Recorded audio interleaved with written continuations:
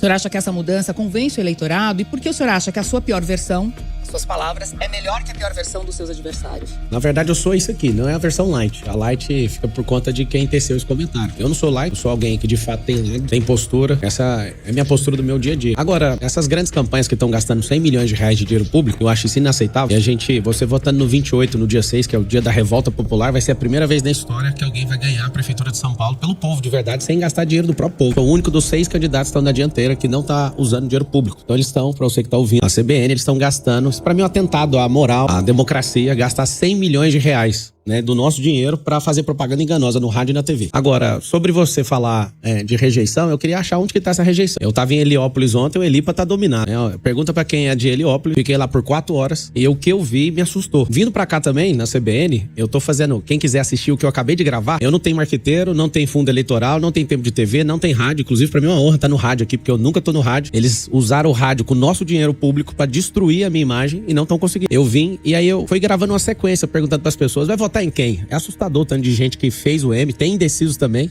Nem pedi voto, só perguntei, não, eu vou decidir no final. Agora, é assustadora a onda desse M, né, que tá sendo colocado aqui em São Paulo. E ninguém vai ser amado se essa pessoa não for rejeitada em primeiro lugar. Então eu tô amando essa fase de algumas pessoas falarem que não votam em mim de jeito nenhum. Mas eu tenho certeza que a gente, pela graça de Deus e a confiança do povo em querer algo diferente, a gente vai vencer no primeiro turno nessa eleição. Se o Datafolha não tiver acertado e vira o Boulos, por exemplo, a gente vai ter uma catástrofe nessa cidade. Eu espero, assim como em todas as outras eleições, que o Datafolha esteja errado, que é cultural. Isso é uma opinião, tá? Essa eleição o Marçal vai ganhar e vocês não vão ficar chateados. Em que o senhor disse que a cena foi montada. Não falei. Não, o senhor disse assim, vou abrir. Não precisava daquela ambulância. Eles queriam fazer uma cena, esse povo aí. É isso aí. Numa referência à sua equipe, Sim, assim entendo. sim. Dava pra ir correndo pro hospital tranquilo. Não é insuportável, fecha aspas. Depois teve um evento de campanha em que a Folha de São Paulo perguntou pro senhor novamente sobre o episódio. O senhor disse assim, eu achei patético eles terem postado aquele vídeo, eu dentro da ambulância. Eu não autorizei aquilo, eu achei patético. O senhor não manda na sua campanha? Manda. O problema é que às vezes a pessoa tá emocionada e quer mostrar coisas que não precisa de mostrar, né? Não poderia ter dito, por exemplo, Poderia. não faça Eu falei, isso. não, mas eu nem tava sabendo que tava postando. Depois que eu mandei resolver isso, já tinha ido pra 10 mil Instagrams aí, ninguém segura nunca mais. Quando eu falei e ratifico, quando eu falo que dava pra ir, eu sou um Ultraman. Eu corri 84 quilômetros com o tendão inflamado. O que aconteceu ali de fato, que você ouviu da minha boca, é que eu fui agredido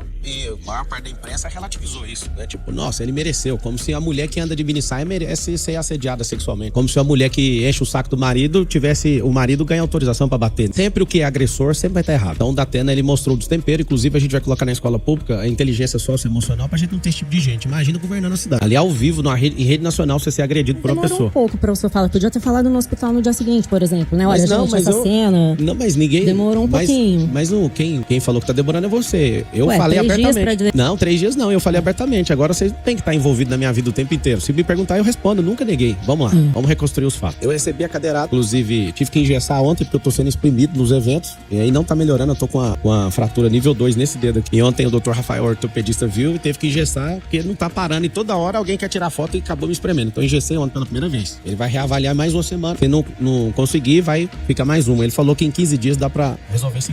Vou reconstruir os fatos. Quando dá pena, né, com comportamento análogo a um orangotango, desfere aquela cadeira sobre mim, eu coloquei as duas mãos e tirei a minha cabeça um pouco pra esquerda. Esse dedo aqui sofreu a pressão inteira. Na primeira, ele fez isso com a cadeira, ele foi arremessar a cadeira, ele foi o segundo golpe. No arremesso da cadeira, ela pega bem aqui. E aí eu tenho até agora, né, a mancha aqui. Eu mostrei ao vivo já em 2 programas a mancha que ficou na costela, que é o 6º arco costal. Eu tive fratura no dedo, na base do polegar e aqui. Aqui mesmo não tem nenhum problema, só nesse lugar. Eu tava indo pra minha escola, eu não queria entrar em ambulância. E alguém falou assim, ó, é a parte que você não vê no vídeo, mas eu te explico o que aconteceu desse jeito. Eles falaram assim, ó, pessoal, cara, se você tiver uma perfuração no pulmão, é melhor você ir. Aí eu dei uma olhada, falei, perfuração no pulmão aonde? Por quê? Porque eu tava respirando e quando chegava em 70% da respiração começava a doer. Aí eu falei, então vamos na ambulância. Aí a gente saiu na ambulância. Eu achei patético ter filmado e mostrado foto de ambulância e tudo. Eu achei, reprovei e quase desliguei a pessoa que fez. Cheguei no hospital, não era fácil só apagar o vídeo? Mas se postar qualquer coisa, em 3 segundos já é...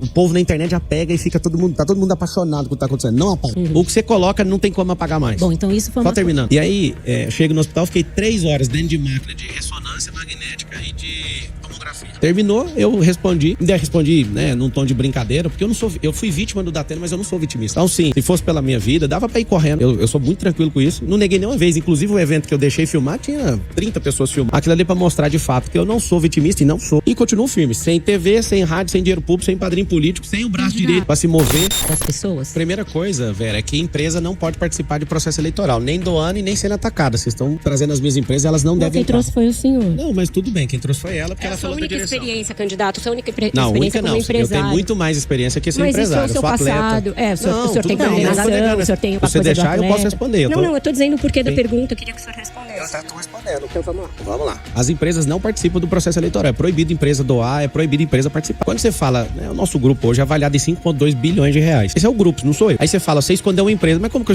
escondi uma empresa? Eu vou ter que dar aula de direito empresarial? Você sabe estruturação de hold, de family office? Quem tá falando isso é a Receita, não sou eu. Não, a Receita não falou isso em lugar nenhum. Quem falou isso foram os jornalistas. Aí você pode pegar o nome, você acabou de errar. Não foi Receita que falou. Eu não tenho nenhum problema com a Receita Federal. Você pode citar aí onde está essa declaração da Receita? A Receita, o senhor não informou a Receita, portanto... Não informei não. Como que você sabe que a empresa é minha? Eu informei pra Receita e pago todos os impostos das empresas. Fala o nome do jornalista que criou o factoide. Vou te explicar. Quando a organização empresarial fica debaixo de holds, eu tenho acho que 7 holds. Tem hold de loteamento, de construção civil, hold que participa de startup, eu tenho várias holds. Se alguém falou, mas as cartas... Deixa eu te falar, você imagina ter só 12 processos trabalhistas num conglomerado que vale 5 bilhões de reais. Isso é ínfimo. Eu nem preciso resolver coisa desse jeito. Todo mundo que fala que precisa de alguma coisa, eu atendo prontamente. Difícil é você me ver tomando um processo. O grupo inteiro tem mais de 110 processos. 110 processos pra um grupo desse tamanho, com dezenas de empresas, é nada. Nós somos no país do processo. 98% dos processos trabalhistas mundiais são do Brasil. É por isso que muita empresa vai embora daqui. Eu não sou a favor de ninguém explorar ninguém, eu sou um cara justo, eu faço todo mundo em volta de mim prosperar. Agora é interessante vocês convidarem a minha empresa pro debate, sendo que a empresa não pode participar do processo eleitoral. E eu tenho experiência com muitas outras coisas. Eu já fui funcionário 13 anos. É uma grande experiência que eu tenho também. Mas o senhor prosperou foi como empresário, não coach, empresário. Não foi sendo coach nem empresário. Foi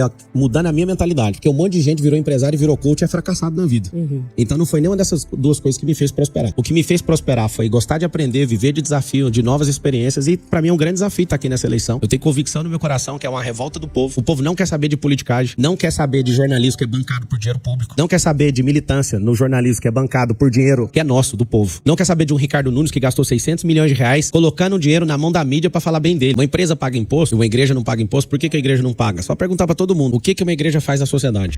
Várias coisas que a sociedade nossa, né, através do poder público, gasta dinheiro, a igreja católica, a igreja evangélica, os espíritas, que são o povo que mais contribui, que são mais caridosos. Se você cobrar impostos dessas instituições, não faz sentido porque elas já estão ajudando. Inclusive, as pessoas que estão dando dízimo já pagaram. Presta atenção nessa informação. Quem deu o dízimo já pagou o imposto disso. A gente tem uma carga tributária de 43% no Brasil. Já batemos 2 trilhões de impostos. Esses incompetentes estão governando o Brasil hoje. 70 mil políticos fez com que cada um aqui nessa mesa devesse 40 mil reais cada um. Nós temos quase 7 trilhões de endividamento. Na época do Brasil Império, teve uma revolução aqui no Brasil praticamente, chamando o imposto de 20% de quinto dos infernos. Hoje a gente vive nos 2/5 dos infernos e a gente de fato tá achando isso normal. Se fosse pelo menos devolvido em benefício pra nós, era uma coisa. Agora, a igreja já ajuda todas as religiões, elas já ajudam a sociedade e essa é uma forma dela já devolver. Elas não estão fazendo clubes sociais, elas já devolvem isso pra sociedade. Então não faz sentido tributar mais uma vez, porque o esporte molda caráter. O que significa esse negócio? Hoje tem 80 mil pessoas em situação de rua na cidade de São Paulo, você não acha um esportista em situação de rua. Você acha gente que teve problema com a agiota, desilusão amorosa, desemprego, vários tipos de problemas emocionais, mas você não encontra esportista que já viveu de alto rendimento, de competição. Eu sei que a marca do Céus é da Marta, ela que fez e tudo. E eu não tenho apego se o nome é esse ou aquele, mas nós vamos transportar a cidade de São Paulo e a escola municipal numa escola do futuro. O que é essa escola do futuro? São mais de 60 modalidades esportivas, a gente não vai ter uma quadra pra 3, 4 esportes, vai ser centros olímpicos. E a gente vai bancar. Inclusive eu tava em Heliópolis ontem, uma garota que venceu um campeonato, a menina tem 12 anos de idade, ela venceu um campeonato e me deu o troféu dela. E aquilo mexeu muito comigo, inclusive você pode entrar no meu Instagram agora pra você ver, eu vou pedir pra minha equipe postar, Pablo Marcal por... A gente vai bancar quem? Nós? Iniciativa privada.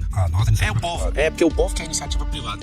Eu ganhei o troféu dessa garota, eu quero que poste, por favor. E eu falei, eu não posso levar. E ela chorando falou, eu quero que você leve. E aí eu falei, qual que é o recado que você dá pras crianças que não praticam esporte? Ela falou, o esporte molda. Caraca. Ou seja, a escola pública vai ser voltada pra isso. Não vai ser só um lugar de recreação, nem um lugar de ocupação. Nós vamos fazer com que os jovens tenham uma veia esportiva. Vai escolher 3 esportes, aquele que tiver maior vocação. Eu só queria insistir, porque eu perguntei dos Céus justamente porque eles já têm essa vocação, tem quadras, não é tem olímpico, piscinas. É o que eu falei, tem 5 esportes, 6 esportes. Eu queria insistir na minha pergunta, se o senhor tem ideia de quantos já existem na cidade e em que regiões seria necessário construir novos equipamentos, porque se o senhor partitura... Sim, a gente precisa de 1.000 centros olímpicos, vai custar 1.000, custa 1,5 bilhão de reais. A gente gasta 1 bilhão de reais tirando gente da rua e aumentou 23%.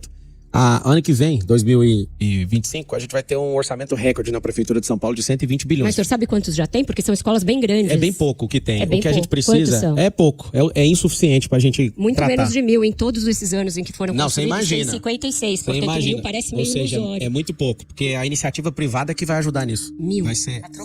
A troco de ter o nome da empresa lá, falando que é patrocinador. E os terrenos, as desapropriações? Desapropriações e troca, permuta dos 41 mil imóveis que a prefeitura tem, o Bananinha não sabe o que fazer com ele. O número da guarda e depois o senhor voltou atrás. Voltei atrás não, voltei com informação nova, aí a gente fala dela. E só para acrescentar também uma informação nova, o senhor falou carga tributária de 43%, o Observatório de Política Fiscal fala em 32%. Só se vai em outro país. Então o senhor diz que vai equipar a Guarda Civil Metropolitana com equipamentos de ponta. Não diz quais. A Guarda Civil Metropolitana, na sua eventual gestão, terá câmeras? Não é a prioridade de colocar isso na guarda, porque ela não é uma polícia ostensiva. Tem uma PEC 57 tramitando no Congresso Nacional para fazer a guarda virar polícia. Eu acredito que isso vai ser muito bom. Mas a Guarda Civil tem fuzis. Sim, mas por quê? É uma parte, né? Não é toda ela que tem fuzil. A gente precisa de ter essa contenção, mas com a Operação Delegada, e depois que eu voltei de El Salvador, inclusive quem tá ouvindo, escute um lugar que não é utopia, existe, eu tive lá. Eu fui em El Salvador, é o primeiro país do mundo que não tem um homicídio em 695 dias, até 17 dias atrás que eu estava. E aí sentei com o ministro da Justiça, ministro de Segurança, o Gustavo, e ele deu todos os códigos. Eles erraram em várias coisas para conseguir esse milagre. Não tem nenhum país do mundo, pra você ter uma ideia. O Japão, que não assassina ninguém, salvo engano, tem 900 homicídios em um ano. É um absurdo. E é a terceira maior economia do mundo hoje. Lá é 0 homicídio em 695 dias. Isso até o dia que eu fui, né? Já deve ter passado de 700. Quando eu volto, eu percebo que é o seguinte, a escala e o crescimento, né, de aumentar a guarda não é tão efetivo como a gente aumentar a operação delegada e estender ela, inclusive, para a Polícia Civil, porque aí dentro do nosso plano de governo tem um anticrime. O anticrime vai começar a rodar dia 1º de janeiro. Nós vamos fazer um jejum de crime aqui nessa cidade. Fechar as entradas dessa cidade junto com o governo do estado, pedir auxílio do governo federal. Nós vamos fazer um cerco. E a gente vai implementar uma questão que chama análise preditiva. Quando você misturou o assunto de câmera no caminhão de lixo, que é de zeladoria e não de segurança pública, aquela câmera é para já usar um recurso que tem disponível com o contrato que a gente tem. Ao invés da gente ter um carro a mais, a gente vai monitorar para poda de árvore, né? Se a árvore estiver invadindo a rede elétrica, isso já vai ficar registrado e já colocado numa fila com georreferenciamento. Vai mapear buraco na rua, vai mapear lixo pela cidade. Então, isso já existe, né? Não vamos criar não, nós vamos implementar. Então esse assunto é zeladoria e faço votos para a Guarda Municipal. Nós vamos valorizar vocês e faço votos. Inclusive, conte com minha influência como prefeito, né? Para pôr uma pressãozinha no parlamento para a gente conseguir aprovar a PEC 57, que vai tornar a Guarda com poder de polícia para servir melhor e ter mais competência aí para atuar. Então, o que o senhor viu lá em El Salvador que pode ser usado em São Paulo? E o que referenciar um ditador diz sobre a sua visão com relação à democracia? Na verdade, eu fui ouvir o povo também, né? O povo tá encantado. Teve os exageros, inclusive eles assumem os exageros. Se a gente não juntar Ministério Público, Judiciário, Legislativo e o Executivo, a gente vai ser engolido pelo crime organizado. O que eles fizeram? Agora eu vou dar minha visão de jurista. Tá? Nosso Código Penal da década de 40, ele precisa de ser revisto. Só um pouquinho. A LEP, que é a Lei de Execução Penal, precisa ser revista. E uma coisa que eles fizeram lá que é assombroso. Se você for pego cometendo um crime e for de facção criminosa, As maras. você tá perdido.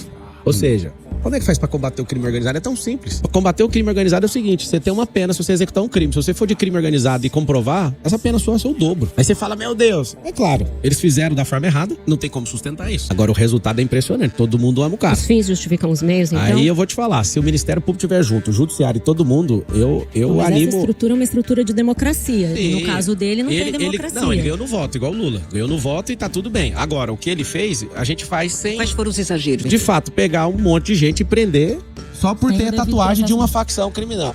Ele não pegou faz isso. presídio. Não, ninguém tá falando de prefeito. O Bukele, já que você trouxe ele pra discussão, ele foi Foi o prefeito. senhor que trouxe, candidato. Não, ele falou Bukele, eu falei El O senhor citou Salvador. El Salvador. Não, senhora, quem Governada falou pelo Bukele foi ele. É Ele falou governada Bukele. pelo Bukele, ele é o Mas eu governador. não falei de Bukele. Mas eu Ele achei falou. interessante porque é um exemplo que você cita como copiável Não, e tem é- muitos problemas. É o seguinte, na hora que você tiver um filho assassinado, aí você vai ver que às vezes compensa fazer algo. A Vera bateu na mesa. Esse é o problema. A gente tá num país onde tem 60 mil homicídios. Mas E aí o você Brasil- vai num outro país que tem 0 a 695 dias. Não, a gente não pode fazer assim. É o seguinte, o prefeito não tem competência. Outra, né? É a morte de. Não, mas ele não matou, não. Ele só prendeu os bandidos. Ele não saiu matar ninguém, não. Quem matou foi o crime organizado.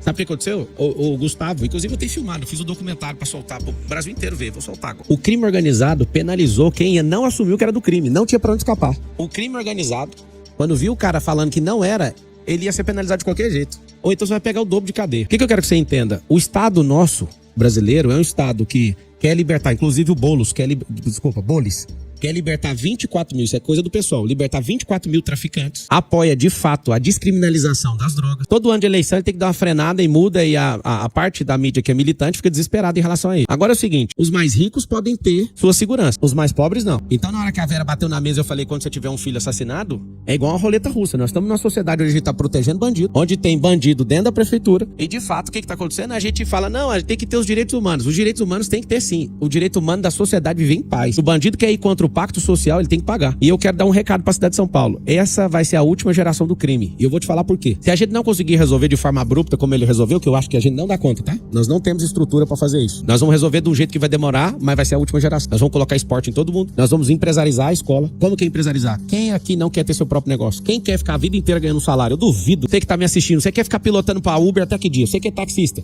Você não quer ter sua frota de carro? Você não quer mexer com outros negócios? Você quer ficar uma vida inteira fazendo a mesma coisa? Eu acredito que não. Então a empresarização vai começar na escola e vai ter um braço de ensino em todas as empresas. Podem contar com isso, que a educação na cidade de São Paulo vai ser continuada pra gente ensinar o brasileiro. São Paulo é o futuro do país e eu peço uma chance pra vocês votarem no 28, no dia 6, a revolta do povo. Já que o senhor retomou aí o assunto da saúde, o senhor fala também em atualizar o currículo escolar, né? Pra incluir disciplinas, empreendedorismo. Primeiro, extra. Esse é o cronograma de escola integral? O cronograma nós vamos apresentar no dia 6, na hora que vocês votarem no 28. A gente precisa do legislativo. Então, se a gente precisa do legislativo, ganhamos a eleição no primeiro turno, que eu acredito nisso de verdade, tá? Pela onda de crescente, eu cheguei com 5%, 7%, aí foi subindo, e nós estamos lá na Veritá com 34% ou 35%. Estamos em primeiro lugar, deslocado dessa galera. Infelizmente, o que a maior parte da mídia usa, que é o Datafolha, erra com convicção todas as vezes. Mais de uma Quest também, tá todo mundo na mesma linha. Então você vai ver o que vai acontecer no dia 6. O povo, a revolta do povo contra o Instituto de Pesquisa, porque tem a máquina municipal, estadual e federal. Esses caras investem muito dinheiro para manipular as informações e as emoções de vocês. O que a gente vai fazer? No dia 6, já primeira coisa, compartilhar com... Vou chamar 30 partidos políticos, vou chamar todo mundo, é muito bem-vindo para entrar no processo seletivo. Só que eu não entrei vendido. Eu não aceitei bandido ser vice meu, eu não aceitei fazer coligação com quem queria já pegar a prefeitura. Se você votar no 28, você tá votando certamente em alguém que não deve a prefeitura, a não ser pro povo. Então, até agora, no processo seletivo, coloquei o Sintra, que é um cara fenomenal, foi secretário de Receita Federal, formado em Harvard, um cara absurdo, um cara experiente. Não teremos companheirada, não teremos nenhum cargo definido ideologicamente, não teremos de forma nenhuma gente incompetente. Porque nas minhas empresas eu não deixo ter nem parente, que eu sou enjoado com isso, imagina na prefeitura. Mas eu queria que o senhor explicasse como é que o senhor vai negociar com os vereadores. Vai ter um processo seletivo. Os vereadores foram eleitos, mas eles eleitos. Então, isso é questão de relacionamento. Pessoalmente com cada um. Eu tenho tempo pra isso. Hoje eu sou um cara da iniciativa privada, que é o povo com o CNPJ, nada mais do que isso, vocês podiam aprender, todo mundo tá ouvindo. Iniciativa privada, empresa, não é algo do mal. É uma pessoa que tem um CPF, que foi lá e registrou um CNPJ para defender um movimento. Então, eu vou conquistar eles. Isso é uma coisa nítida. A gente teve um prefeito aí que tinha uma ampulheta. E dava 1 minuto para cada um falar. E eu vou investir, eu vou conectar com as pessoas. A gente sabe como funciona a política, né? Tudo toma lá da cá. Então, mas é o que eu tô o senhor falando. mesmo critica e diz que é antissistema. Então, é o seguinte. Tem que conquistar as pessoas. E eu tô fazendo uma força absurda para ajudar a eleger várias pessoas de outros partidos. Então, o Rubim, que é vereador hoje, ele já saiu, perdeu até o fundo eleitoral para me apoiar. Tá vindo pessoas dos partidos. Tem um deputado federal, que é o Daniel José, que ele é candidato a vereador. Ele é deputado federal hoje. Ele é do Podemos, passou pelo nosso lado. Vários deputados, vários vereadores não tiveram coragem de vir, porque a ameaça pra você ver que o fundo eleitoral é feito também para sequestro emocional. Eles querem me apoiar, mas vão perder o fundo eleitoral. Inclusive, eu sou o único candidato a prefeito de São Paulo, entre os 6 melhores colocados, que eu tô em primeiro no caso, que não tem fundo eleitoral. Esse assalto ao povo de 100 milhões de reais, eu não faço parte disso. E vai ser a primeira vez na história que alguém vai ser prefeito sem usar dinheiro público. Só para completar, só uma coisa que o senhor acabou de dizer, essa contestação permanente que o senhor tem feito das pesquisas, que o senhor vai ganhar em primeiro turno. Vai ganhar o povo. Se o senhor não ganhar em primeiro turno, o senhor vai contestar o resultado das urnas? Vou nada. Não tem possibilidade. Se você for na rua comigo, você vai ver que é primeiro turno. Todas as vezes nós somos manipulados emocionalmente por esse consórcio comunista do Brasil e tá tudo bem. No dia 6 você dá a resposta atacando o 28 lá, que é o dia da vingança. Nós conversamos aqui com o seu coordenador de campanha para a mobilidade, Felipe Sapará, e ele falou bastante sobre o teleférico. E aí citou La Paz, na Bolívia. Lá o sistema tem 30 quilômetros, transporta em média 300 mil passageiros por dia. O corredor aqui, dessa Avenida 9 de Julho, transporta 346 mil passageiros por dia. É o corredor mais movimentado da cidade. Você não vê maior eficiência no corredor de ônibus do que insistir em teleférico? Continua na questão de terminar os corredores, que o atual prefeito descumpriu essa promessa do Covas. Ele fez 7 quilômetros, sendo que a promessa era 44, ou 40, salvo engano. E até hoje acho que vocês não entenderam que o teleférico é para a comunidade. O senhor falou que começaria na Brasilândia. Onde? Lá vai ter um metrô, provavelmente ano que vem. Como é que vai ser? É o seguinte, nós vamos redesenhar as favelas. Então não tem nenhum candidato falando isso. Tem aí no meu plano de governo, chama Comunidade Forte. Por que que favela chama favela? Favela significa ausência do Estado. Por que que o Boulos vai tomar um choque no dia 6? Vai tomar um choque porque ninguém acredita nas mentiras da esquerda mais. É uma falsa esperança. Tem gente que tá há 30 anos esperando alguma coisa e não chega. Se ele realmente quisesse defender a habitação, vou dar um código pra vocês. Estão pensando em fazer uma miséria. Pergunta sobre o teleférico. Eu já respondi, inclusive. Tá respondido já. Na Brasilândia, onde que vai ser? Como é que vai ser no Brasilândia? Aí é estudo técnico. É o seguinte, você tem um plano de governo, aí agora você ganhou. Qual que é o projeto que ganhou agora? Nós vamos investir nos projetos técnicos. Não é só La Paz, não. Madrid, em Orlando também tem. Tem iniciativa privada aqui, em Balneário Camboriú também tem. No Alemão parou por causa do problema de gestão. Barcelona também tem, com terreno parecido com o nosso. Em Orlando é mais plano do que aqui e funciona. Tem. Então, sim, inclusive passa perto da minha casa. Eu tenho casa lá em Orlando e passa bem próximo da minha casa. Dá pra ver o negócio funcionando e flui muito bem. Pra mobilidade, a nossa campanha é a que mais tem solução pra mobilidade. Dos bolsões, usar a legislação. Hoje a lei de trânsito brasileira 9.503 de 97. Se você imaginar que hoje a gente pode melhorar em 16% a mobilidade da cidade, só liberando virar no sinal vermelho, igual nos Estados Unidos. Ó, você que tá ouvindo aí agora no carro, 2025, nós vamos melhorar alguns trechos de 11% a 16% a mobilidade, a fluidez do trânsito. Liberando virar à direita no vermelho, tratando ele como um par. E é assim há décadas nos Estados Unidos. E os radares? Radar só se tiver questão técnica. Não faz sentido essa indústria de multa.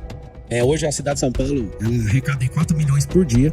Inclusive, se todas as soluções, vocês votarem no projeto 28, num futuro bem próximo, a gente conseguindo colocar esse amortecedor de fluxo, esses 2 milhões de empregos nas periferias, em breve o pobre vai parar de ser punido com o negócio de rodízio. Candidato, essa questão da Cracolândia é uma das questões mais ali importantes da cidade. O senhor acabou de citar um projeto assinado por deputados do PSOL para liberar usuários de drogas. O senhor participou de um podcast e aí falou o seguinte: quer usar a sua maconha, quer usar o seu crack, vai lá, fuma sua maconha.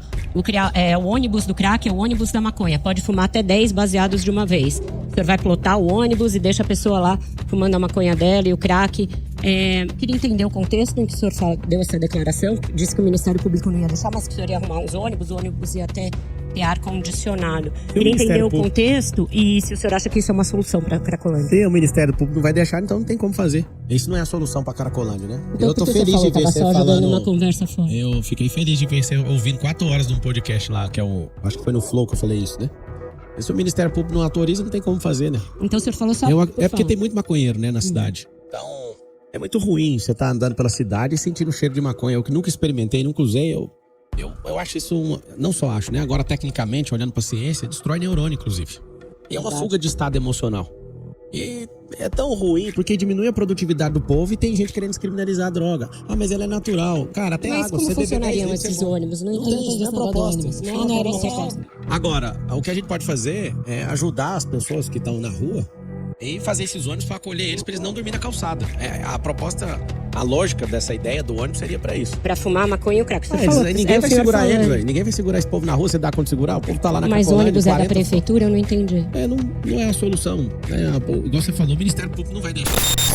O desinteresse em saber a verdade é assustador. Eu não falei pra ninguém, vou construir até tal data. Eu não sou gestor de lá, eu sou apoiador. Só um pouquinho que eu tô respondendo. O que tá acontecendo é o seguinte: lá é um modelo de cidade, é um vilarejo. A gente tá comprando as áreas. Pra você ver que loucura. A gente tem que comprar as áreas de um partido de esquerda que tem lá, que são comunistas. Tem lá uma casinha do líder do partido.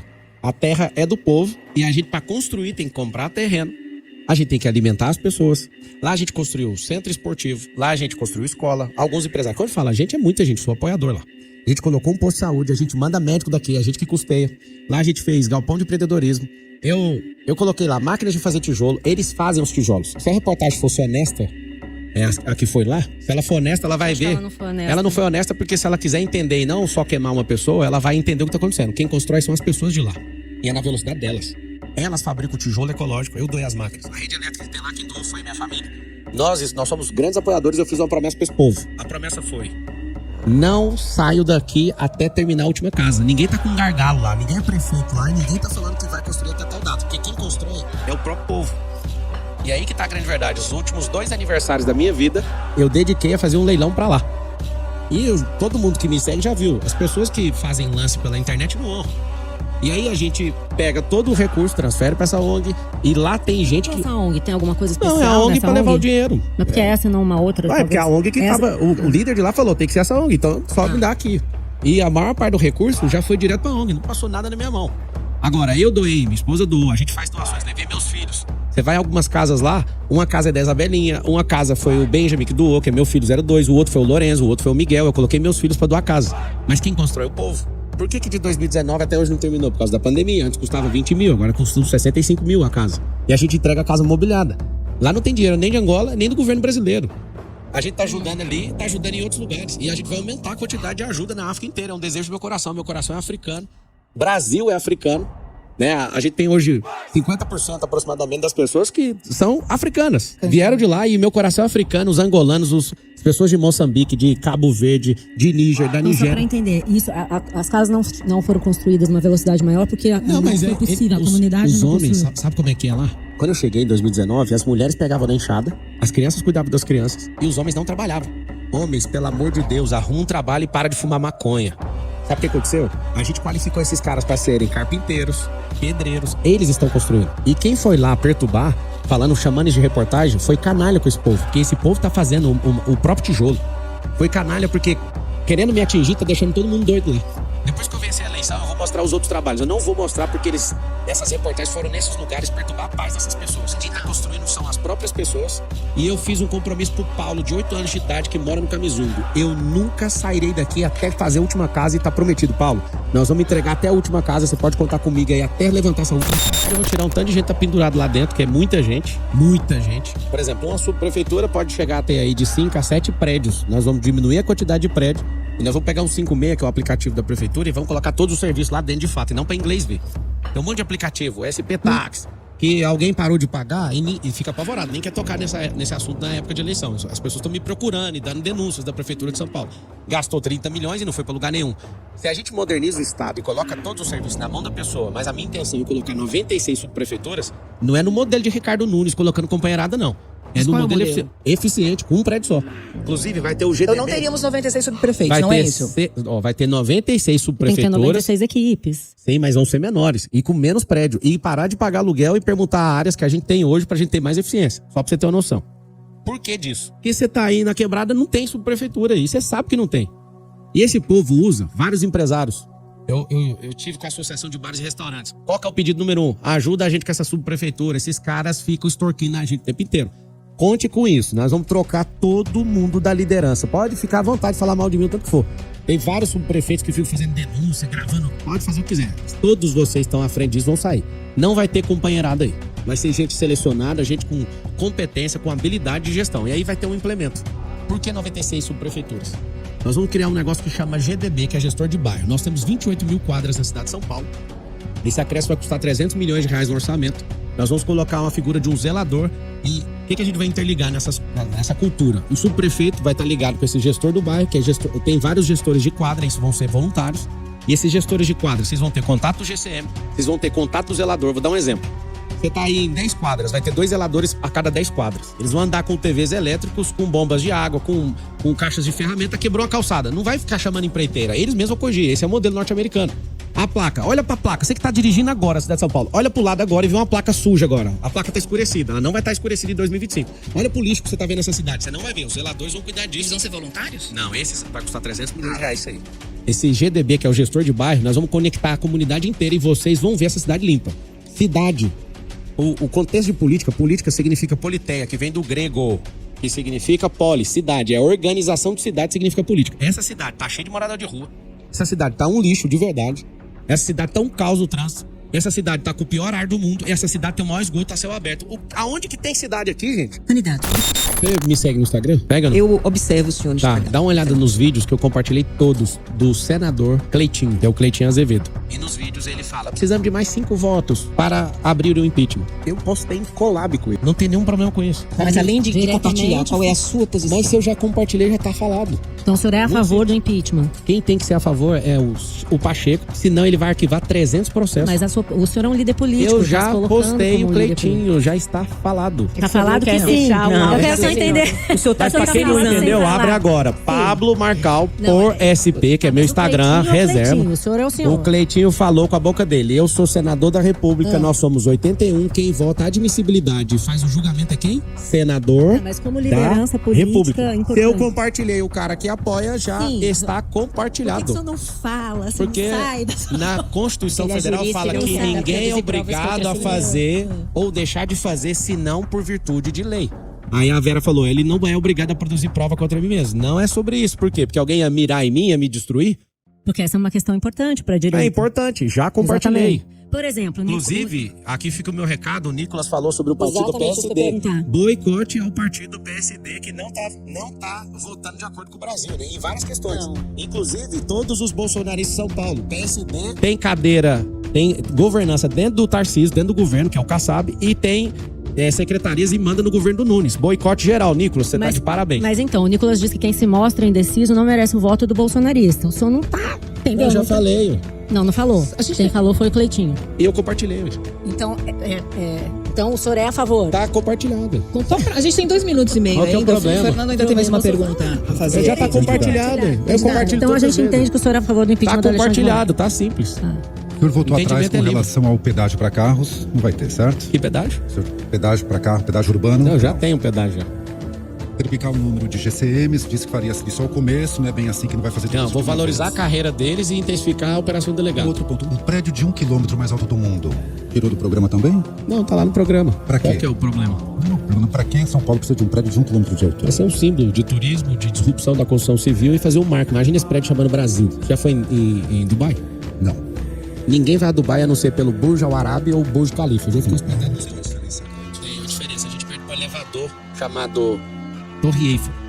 Em relação ao turismo internacional, um elevador ganha no Brasil inteiro.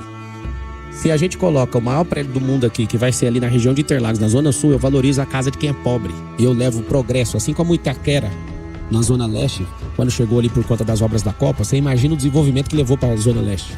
Eu quero levar a prefeitura para a Zona Norte. o estádio, o senhor disse? Sim, toda a articulação por conta do estádio. Aquilo ali levou desenvolvimento para aquele lugar absurdo. Todo mundo reconhece isso.